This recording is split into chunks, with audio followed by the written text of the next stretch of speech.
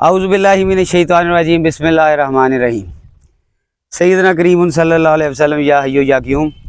किसान दोस्तों, आज मैं एक मकई के फील्ड में खड़ा हूँ और सोच रहा हूँ कि आपको ऐसी मालूमात दूँ जो शायद आपको पता तो हो लेकिन आप भूल चुके हों। नाज़रीन, सबसे बड़ा मसला मकई में जो आता है वो तीन है। पहले नंबर पे होता है इसकी शूट फ्लाई, दूसरे नंबर पे साथ ही से कीड़ी आ जाती है, चौथे नंबर पे जो सबसे मूजी मर्ज है वो जड़ी बूटियाँ हैं। अगर जड़ी बूटी कंट्रोल ना हो फसल का बेड़ा गर्क हो जाता है। मैं कैमरामैन भाई से इल्तिजा करूँगा कि ये जड़ी बूटियों के साथ साथ कैमरा लेके आए, मेरे साथ चलें, ऐसे नीचे करें कैमरा। मैं आपको गैंगवी का रिजल्ट थोड़ा सा और करीब करें, गैंगवी का रिजल्ट दिखाता हूँ। अब देखें, ये जो प्लाट है इसमें अच्छा खासा इसका अटैक हो चुका है। अब भाई ने मुझे बुलाया था कि आके देखो मकई बड़ी है तो क्या हम इसमें दानेदार डालें या स्प्रे करें। देखने के बाद मुझे अंदाज़ा हुआ कि इसमें दानेदार नहीं डालनी, इसमें पहले स्प्रे करें और उससे 8-10 दिन के बाद 8 से 10 दिन के बाद इसमें दानेदार डाल दें। इंशाल्लाह इसका पेस्ट ख़त्म हो जाएगा।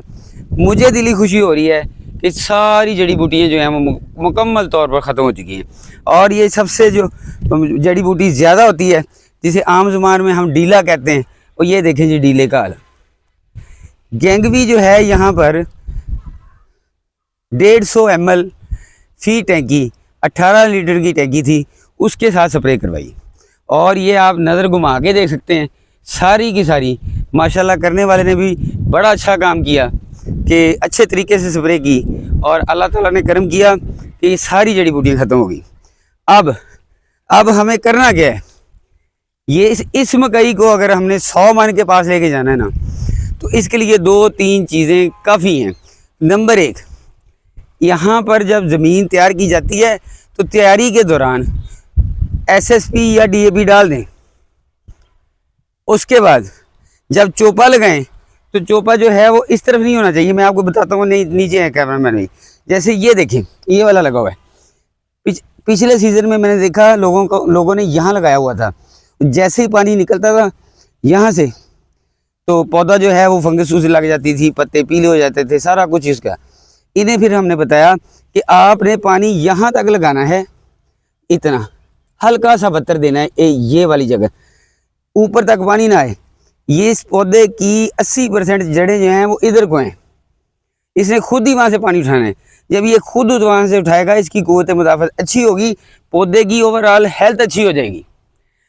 तीसरी और इसके अलावा एक टिप मैं आपको देता हूँ, मकई में ख़ास तौर पर जितनी भी तेलदार अजनास हैं ज़मीन में से वो तमाम नमकियात को सक कर लेते हैं, चूस लेते हैं, निकाल लेते हैं। अगर हमने अच्छी और कामयाब फसल लेनी है, अच्छी और कामयाब फसल लेनी है तो मेरे भाइयों इसे खुराक की जो मैनेजमेंट है किसी बंदे के साथ मशवरा करें, वो आपको बना के दें। फ़िलहाल यहाँ पे मैं आपको बता रहा हूँ 2-3 चीज़ें अज़ाफ़ी हैं, अगर आप वो कर लें तो इंशाल्लाह आप 100+ या 90+ तक पहुँच सकते हैं, जिस तरह का भी मौसम है। इसमें स्प्रे करवा के सूंडी मारें, कीड़ी मारें। उसके बाद इस मकई के ऊपर स्प्रे करें एमामेक्टिन और साइपरमेथ्रिन का।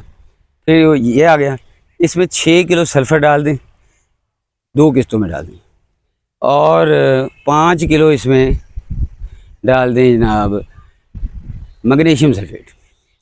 मैग्नीशियम सल्फ़ेट डालने के बाद मैं किसान भाई से इल्तिजा करूँगा कि आपने 3 दिन यहाँ नहीं आना। 3 दिन के बाद अगर वो यहाँ आए, मकई का रंग रूप चेंज हुआ, उन्हें पता चल जाएगा।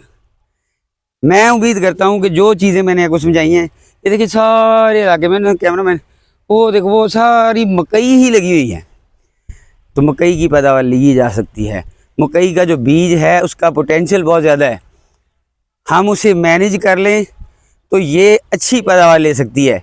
ज़ाती तौर पे मैं एक बंदे को जानता हूँ, पिछले साल 154 मन 1 एकड़ से उसकी मकई हुई है। मैंने फिर उनसे पूछा, उन्होंने फिर ये तरतीब मुझे बताई कि ऐसे में सल्फ़र डालता हूँ, ऐसे में मैग्नीशियम डालता हूँ।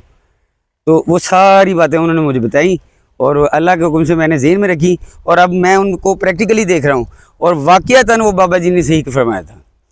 मैं अब उम्मीद करता हूँ कि जो बात समझाने की मैंने कोशिश की है आपको समझ आ गई होगी। अल्लाह ताला आपको और मुझे लोगों के लिए आसानियाँ तकसीम करने का शरफ़ अनायत फरमाए। जज़ाकल्लाह।